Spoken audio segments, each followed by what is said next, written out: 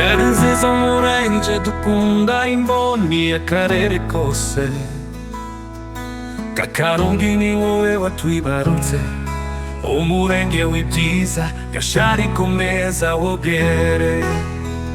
Ufite byose ufite bose Gashari, mu mirenge 816 y'u Rwanda. Gashari ni wowe murenge watubyaye, waduhetse uduha byose Gashari. Abatuye muri zone yose hafi no mu turere twa hafi ngo Rurerero na Rutsiro, Nyamagabe ndetse na Ruhango, nabo bahahira i Gashari.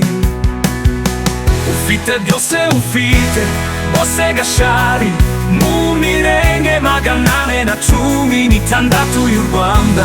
Gashari ni wowe murenge watubyaye, waduhetse uduha byose Gashari.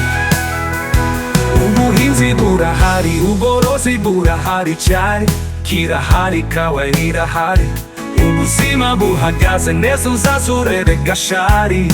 Imisozi n'imigezi byose birahari. Ufite byose ufite bose Gashari, mu mirenge 816 y'u Rwanda. Gashari ni wowe murenge watubyaye, waduhetse uduha byose Gashari. Amashuri menshi kandi meza, amavuriro nayo, imishinga misha, amasoko meza yabaye amatungo. IBIHUGA bihaha wageze Gashari.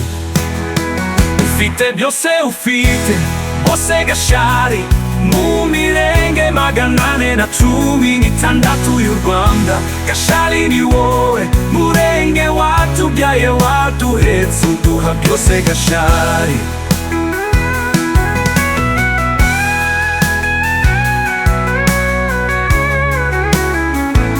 Abayobozi, abayoborwa, Gashari uhora ku isonga, imihigo myiza guhigura neza bibarizwa i Gashari. Ibibuga byiza, imikino byose ni Gashari. Byo ufite byose bose Gashari, mu mirenge 816 y'u Rwanda. Gashari ni wowe murenge watubyaye, waduhetse uduha byose Gashari. Ngwino urebe Gashari, ngwino uhahireyo, ngwino wige, ngwino wivuze, ngwino ucuruze uhabona akazi, ngwino ushakire ubuzima i Gashari, uzambere umuhamya.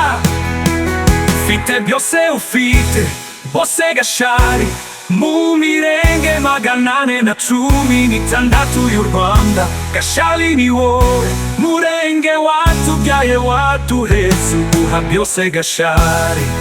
JP Rirazoye TV, subscribe, I love you.